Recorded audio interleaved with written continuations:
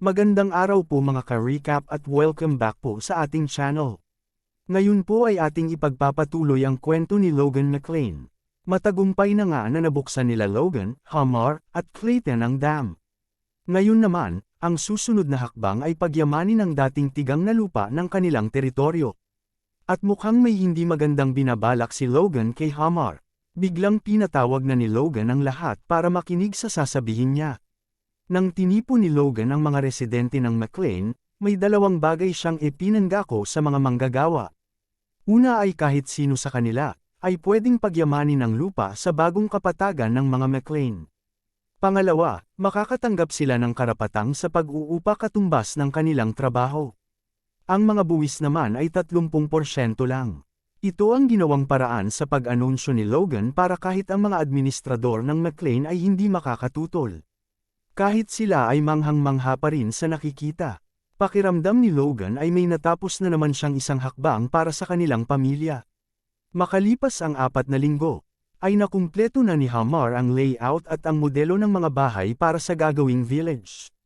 Tama nga daw siya sa pagpili sa kanya, nakakahanga nga daw ito saad ni Rick.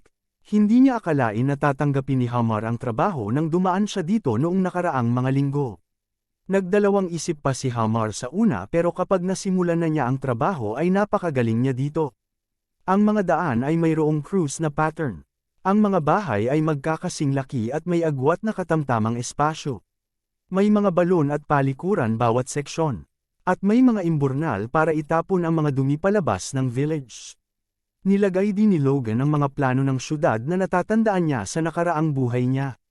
Sa pamamagitan nito, maipapatayo na nila ang isang malaking settlement, ang McClain Town. Sa ngayon, ang goal nila ay mahati ang populasyon sa teritoryo. Habang nag-iisip ay napansin ni Logan na sobrang baho ni Rick. Bakit daw sobrang baho ni Rick? Nainis naman si Rick at sinabi na dahil ito kay Logan. Bakit daw kasi napakamabenta ng gamot ni Logan? Kung hindi daw dahil sa gamot, hindi siya magdudusa ng ganito. Mabilis naman na pumasok si Dwayne sa opisina ni Logan. Sinabi ni Logan sa kanya na mukhang nasasanay na siya at hindi na kumakatok bago pumasok. Hindi daw ito ang mahalaga ngayon saad ni Dwayne. Si Hamar, ang dwarf na si Hamar. Sinabi na daw ni Hamar sa kanya na maaari na silang magmina ng ginto simula ngayon. Hindi na nagsayang ng oras ang dalawa at agad na pinuntahan ang minahan. Pinakita sa kanila ni Hamar ang bihirang ginto mula sa minahan. Kadalasan, kailangan pa munang iproseso ito mula sa ibang mga mineral pero nakakita na sila kaagad ng ginto. Pinuri naman ni Logan si Hamar dahil sa kanyang magandang trabaho. Hindi naman mapigilan ni Dwayne na halikan si Hamar sa pisngi dahil sa sobrang saya nito. Salamat daw sa papuri nila pero pwede na daw ba siyang magpahinga? Tanong ni Hamar. Tinanong naman siya ni Logan kung gaano karaming ginto naman ang mamimina nila simula ngayon. Ayon kay Hamar, kagaya ng kanilang tansya, aabot ng 1 toneladang ginto kada buwan. Ang pinakababang tansya nila ay tatagal ito ng 10 taon. Pwede na daw ba siyang magpahinga? Pero sinabi ni Logan na kakasimula pa lang nila ng konstruksyon sa village. At isa pa, kailangan pa nila ng dagdag na crossbows at mga bagong sandata para sa mga kabalyero. Posible daw ba ito? Tila nanigas si Hamar sa mga naririnig na sinasabi ni Logan. Akala niya ay makapagpapahinga na siya. Si Dwayne naman ay patuloy sa pagpupuri sa minahan. Iniisip ni Logan na masyado pang maraming kailangang gawin pero kailangan din ni Hamar na magpahinga. Siguro ay kailangan niyang kumuha pa ng isang dwarf. Biglang sinabi ni Logan kay Hamar, na kagaya ng kanyang pangako, bibigyan niya ito ng bakasyon. Siguro 1 buwan. Nang marinig ito ni Hamar ay mabilis na agad itong tumakbo. Binili niya kay Logan na huwag siyang hanapin ito. Matutulog daw siya ng 1 buwan. Nagtataka naman si Logan kung ano ang meron kay Hamar.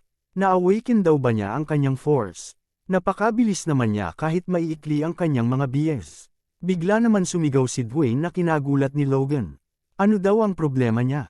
Umiiyak na sinabi ni Dwayne na 100 milyong ginto. 1 toneladang ginto na katumbas ng 100 milyong ginto kada taon. Ligtas na ang kanilang teritoryo. Hindi na nila kailangan mag-alala pa ngayon. Sa isip ni Logan ay kakaiba si Dwayne. Mas umiiyak pa siya ngayon kumpara noon na kumpleto ang dam. Direktang sinabi naman ni Logan kay Dwayne na gusto niya lang ay paalala na ang gintong minahan na ito ay hindi pagmamay-ari ng pamilya kung hindi sarili niya. Natahimik si Dwayne nang marinig ito.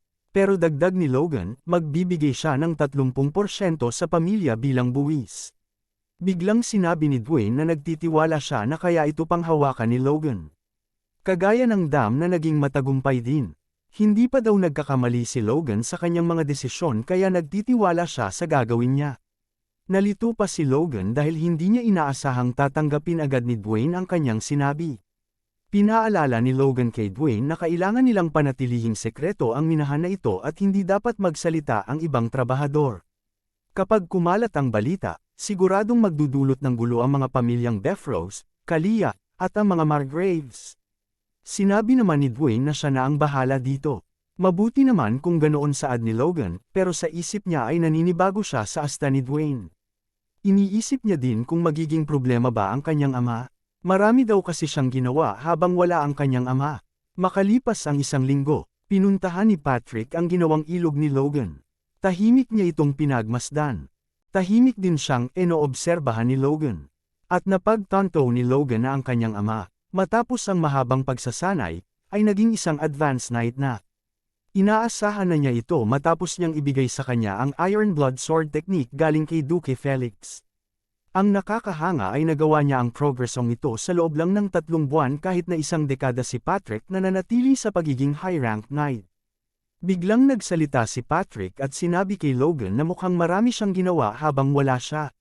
Natakot si Logan at sinabi na pakinggan daw sana niya ang kanyang mga plano. Pero hindi niya inaasahan ang reaksyon ni Patrick. Sinabi ng patriarch na sino ang mag-aakala na dadaloy ang tubig sa tigang na kapatagan na ito. Ito ay tunay na kahanga-hanga. Ngayon na naabot na niya ang mas mataas na antas ng pagiging knight, at ang pagbabago ng kaparangan na ito, lahat ng ito ay salamat daw kay Logan. Mas magaling daw siya kaysa sa kanya. Nahihiya naman si Logan sa mga papuri ng kanyang ama sa kanya.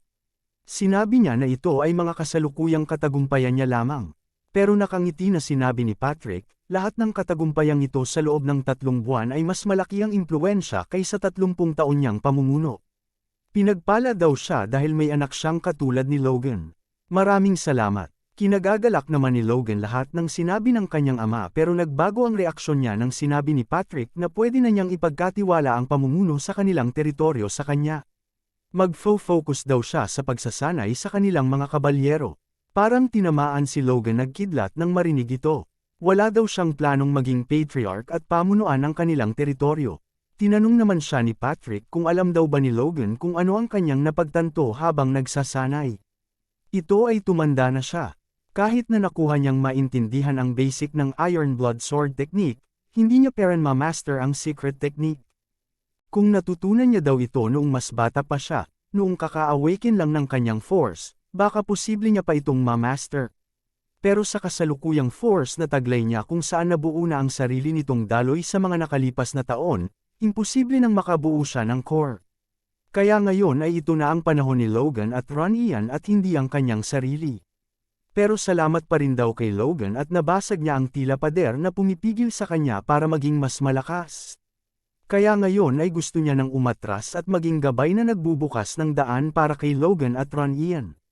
Wala naman magawa si Logan sa mga sinabi ng kanyang ama sa kanya. Kung ito daw ang kahilingan ng kanyang ama ay wala siyang mapagpipilian. Biglang lumingon si Patrick at may sinabihan siya. Tulungan daw niya si Logan na magtagumpay sa pagganap ng kanyang tungkulin para sa pamilya. Ito ay si Marian Kairos, ang stepmother ni Logan. Nahihiyang tumango si Marian sa sinabi ni Patrick. Kinumbinsi naman ni Patrick si Logan na kausapin ang kanyang stepmother. Nilapitan na nga ni Logan si Marian para matapos na ang hindi magandang ugnayan ng dalawa. Sinabi ni Marian kay Logan ng buong paggalang na ang lahat na katagumpayan na nagawa niya ay patunay lang na karapat-dapat si Logan na magmana ng posisyon ng kanyang ama. Tinawag ni Marian si Logan bilang young master.